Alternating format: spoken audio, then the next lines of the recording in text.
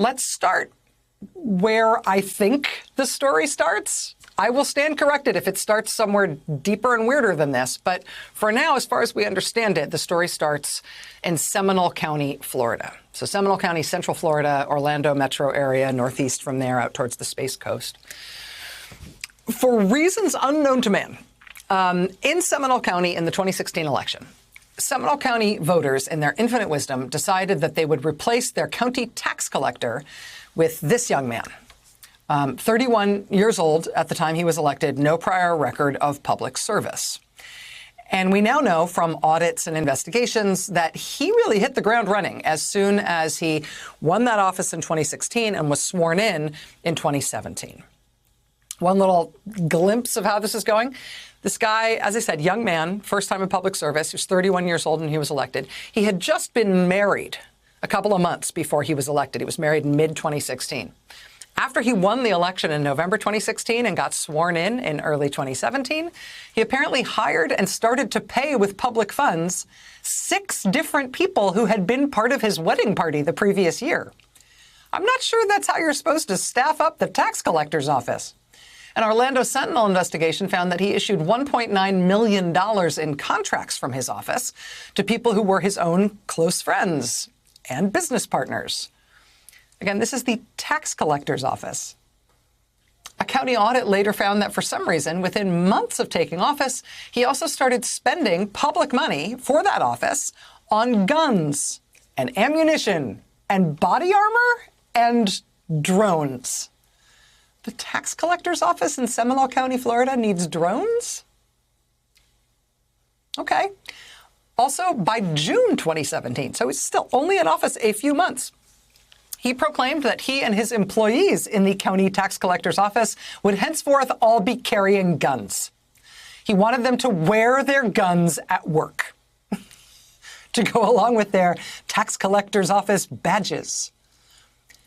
This is like the office that collects license fees and stuff. This is not like some SWAT team agency with frontline Wyatt Earps out there defending the streets.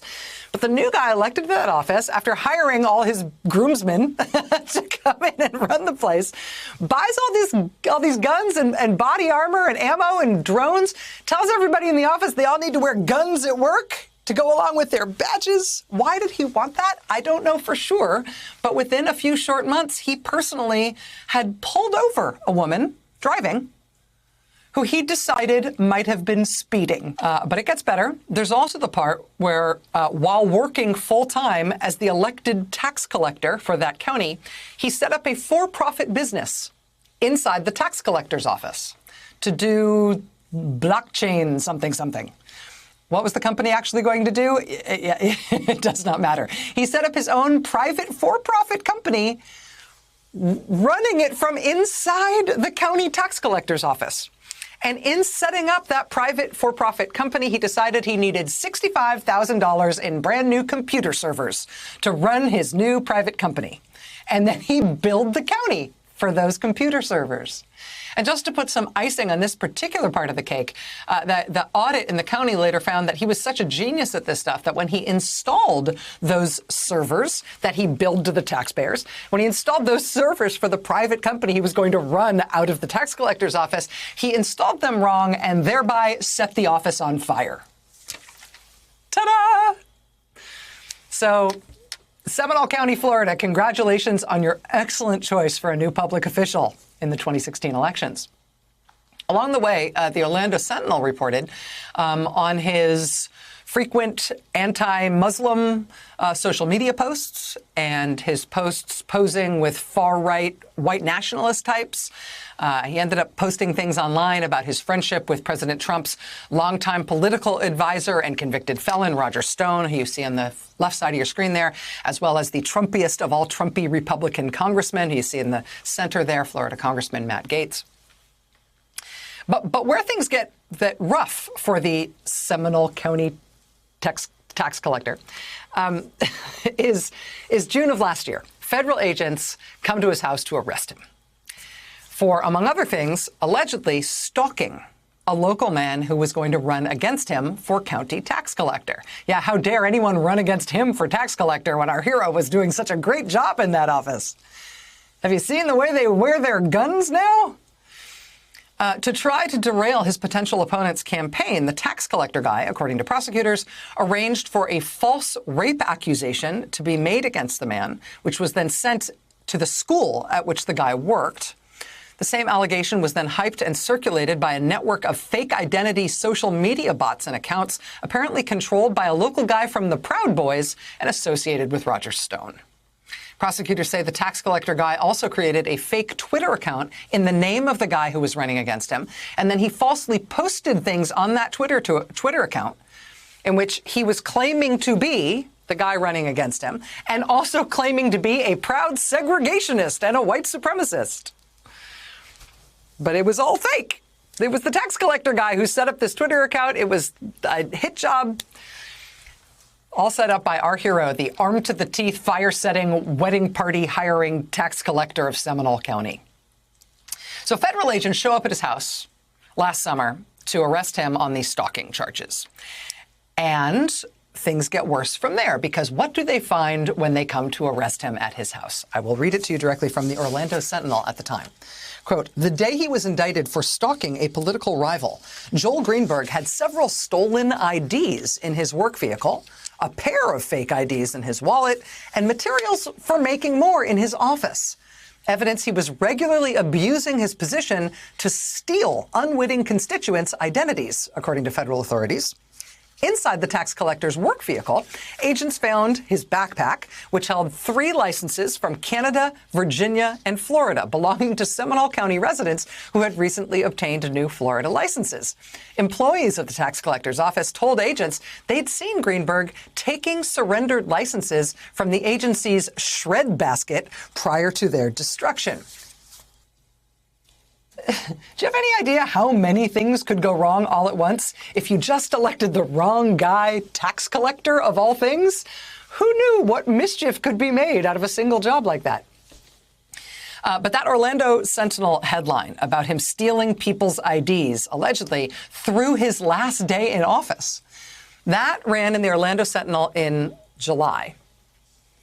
By the following month, by August, federal officials had gone through the computers and electronic devices that they had seized from him during that arrest. And what they found, according to prosecutors, on those electronic devices and computers would yield even darker headlines by the following month, plus a superseding federal indictment for him.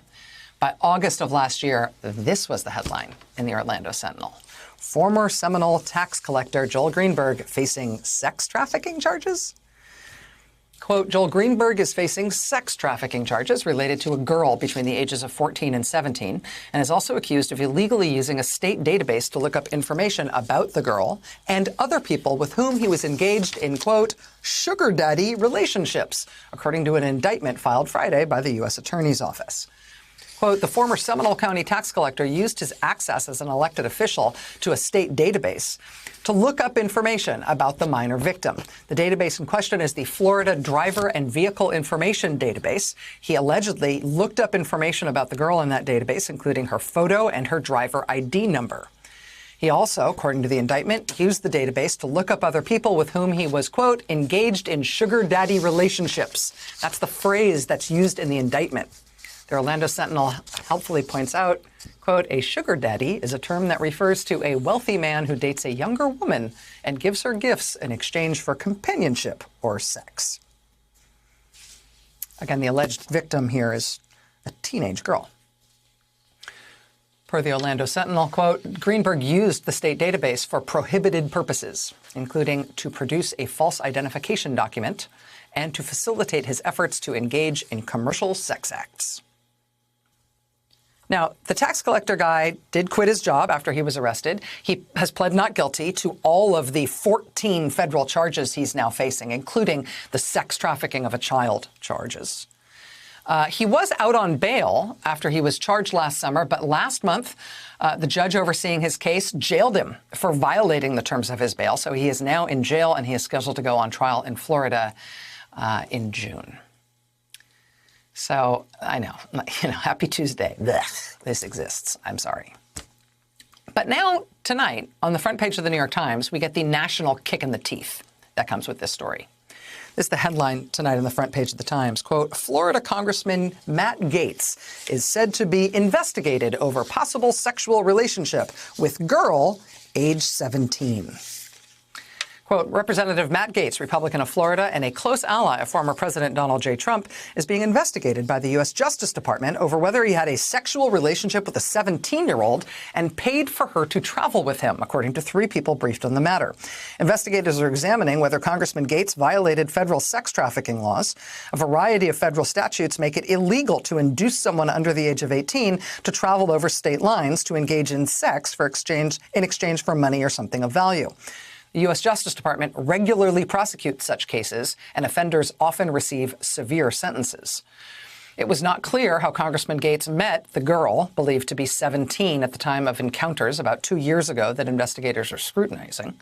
The investigation was opened in the final months of the Trump administration under Attorney General William Barr. Given Congressman Gaetz's national profile, this is interesting, senior Justice Department officials in D.C., including some appointed by President Trump, were notified of the Gaetz investigation. 3 people familiar with the probe said the examination of Congressman Gaetz is part of a broader investigation into a political ally of his, a local official in Florida named Joel Greenberg, the Seminole County tax collector, who was indicted last summer on an array of charges, including sex trafficking of a child and financially supporting people in exchange for sex, at least one of whom was an underage girl. Mr. Greenberg, who has since resigned his post as tax collector in Seminole County, visited the White House with Congressman Gaetz in 2019, according to a photograph that Mr. Greenberg posted on Twitter. Hey, thanks for watching our YouTube channel. You should know that you can follow today's top stories and breaking news and catch up on your favorite MSNBC shows all in one place. Download the NBC News app today.